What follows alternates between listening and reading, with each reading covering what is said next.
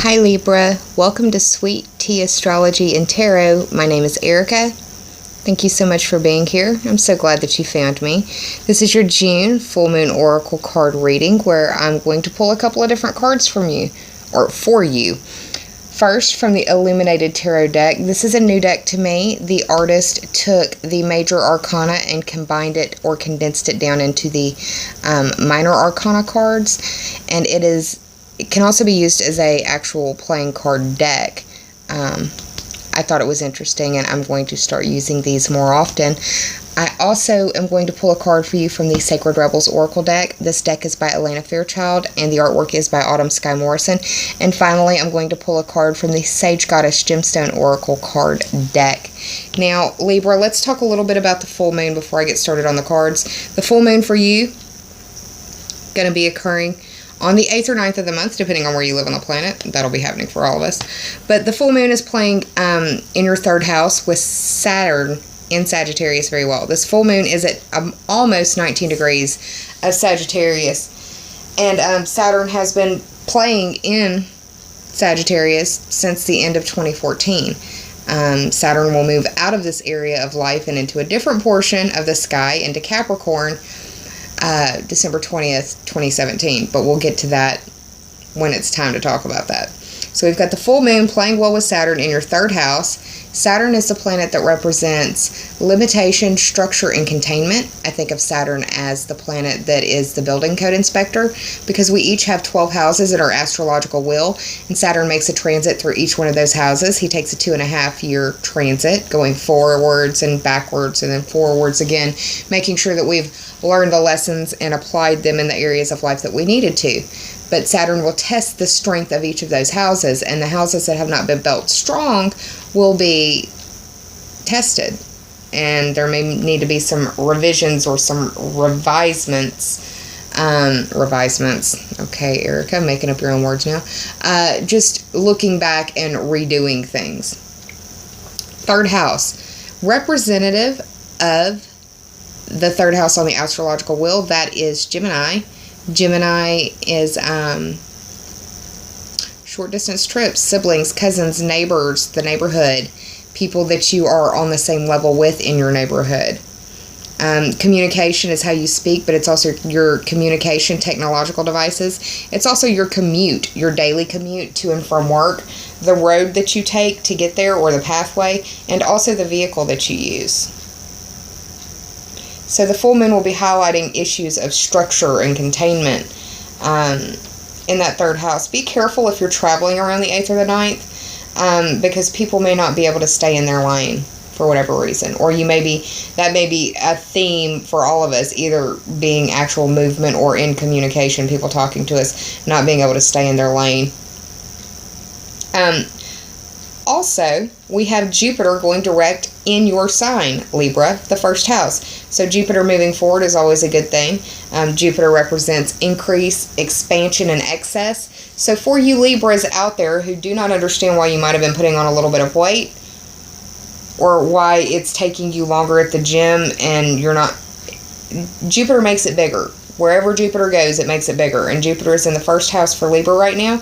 That is your body. That is your physical embodiment, your personality, your self-expression, and you, the shell of who you are. So if your world, your personality, your self-expression hasn't been blowing up and growing in different ways, then your weight has probably expanded in one way or another. And I know several Libra ladies who are pregnant right now. So congratulations to you if you are pregnant or expecting. Now, this full moon, like I said, 19 degrees of Sagittarius. The Sabian symbol associated with that reads, pelicans menaced by the behavior of men seek safer areas to bring up their young. Sabian symbols were created in 1925 by a clairvoyant named Elsie Wheeler, and they're used to symbolize 0 to 30 degrees of each zodiac sign on the astrological wheel. Another interesting thing of note, this June full moon is also known as the strawberry full moon. So, little bit of information there for you. Let me go ahead and start shuffling this Illuminated Tarot deck for you. Like I said, it's a new deck to me, but I've used it in my other full moon oracle videos for June so far. I really like the comparison and contrast that I can use between this and the Rider-Waite just in the pictures, but also in the symbology as well.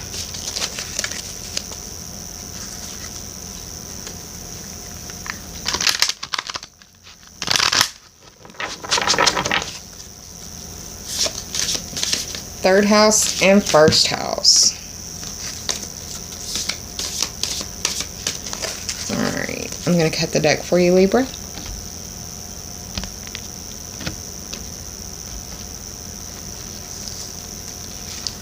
There is your illuminated tarot card. Now from the Sacred Rebels Oracle deck by Atlanta Fairchild. The artwork, once again, by Autumn Sky Morrison.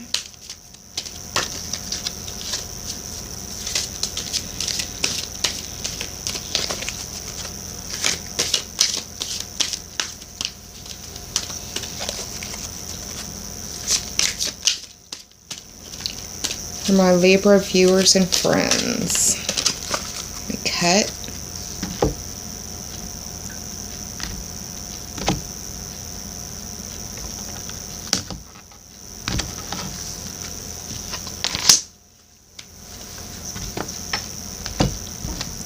And from the Sage Goddess Gemstone Oracle deck.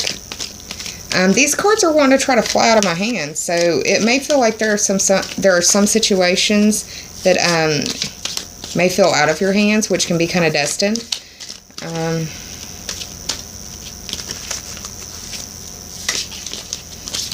It could feel like you have a loss of control as well.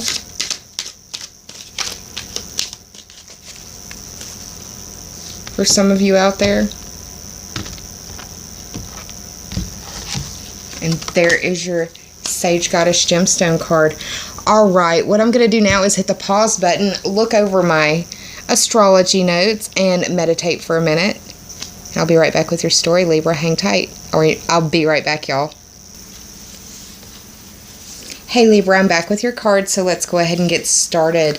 The illuminated tarot card that I pulled for you is the Jack of Spades. The spades represent the sword suit in the traditional Rider-Waite tarot. The swords represent air sign energy, and the air signs are Gemini, Libra, and Aquarius. So this could be representative of you or the energy surrounding you.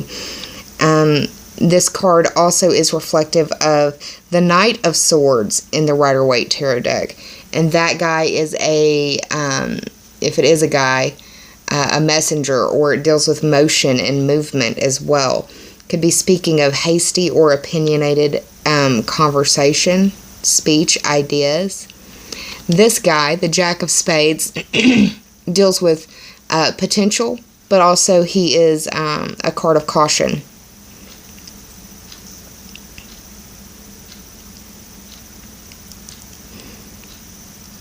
So, forewarned is forearmed. Caution, be aware. Potential. There's potential in this full moon.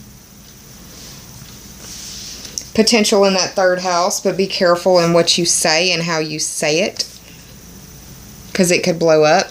The second card from the Sacred Rebels Oracle deck has a big old full moon in the background, y'all. We also have an owl carrying Metatron's cube. The owl, I think of a couple of different things. The first being owl symbology. So you may want to Google owl animal spirit totem symbology, or just owl symbology. There may be some resonant messages for you there. I think of wisdom. I think of grace. I think of being the hunter and not the hunted. An owl is a bird of prey, and they have very keen instincts, very keen eyesight, and the ability to go in and get what they need and get out. Owls aren't exactly the lollygagging kind of animal, if you will. This card is After the Storm. And it's the first card in the Sacred Rebels Oracle deck, which I believe is symbolic of Jupiter going direct in the first house for you. Jupiter, once again, it's the biggest planet that we know of in our solar system right now. It is a gas giant think of it as a hot air balloon. Wherever it goes, it gets bigger. So if the energy in your first house was good when Jupiter stepped in, then it will be reflective more. You will get more of that good. But if it wasn't so hot, then you probably have been dealing with some not so hot energy, and it could feel like you are waiting for Jupiter to leave so you can start, hopefully, working on that first house again for you. You could be full of a lot of hot air, too. There's lots of hot air. So be careful in those third house communications.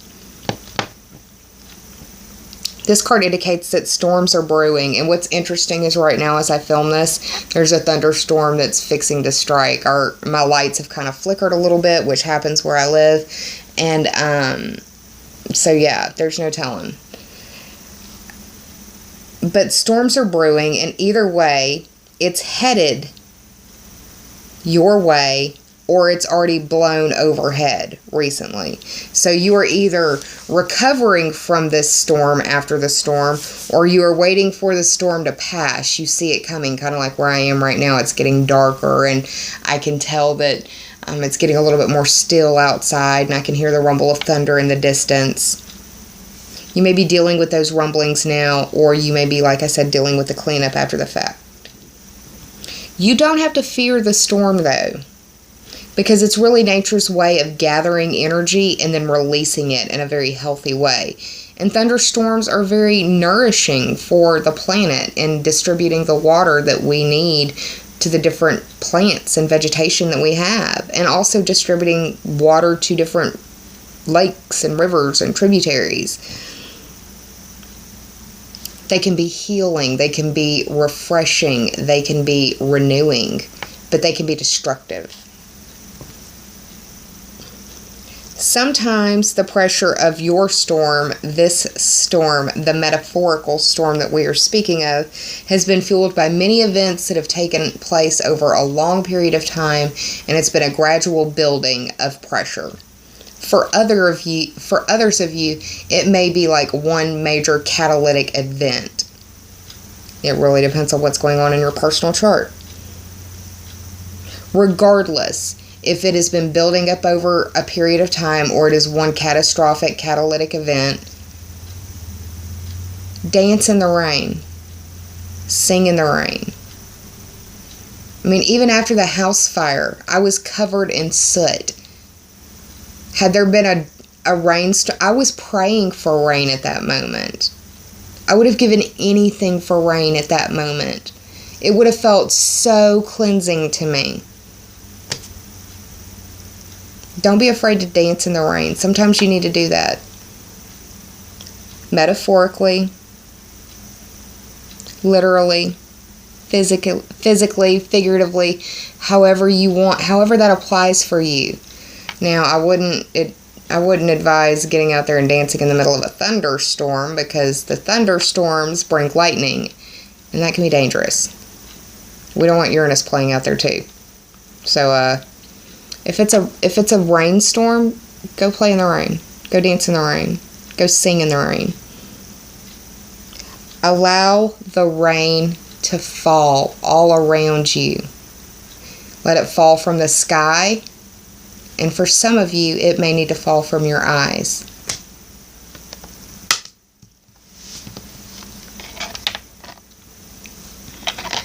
The Sage Goddess Gemstone Oracle card that I pulled for you is the Shungite card.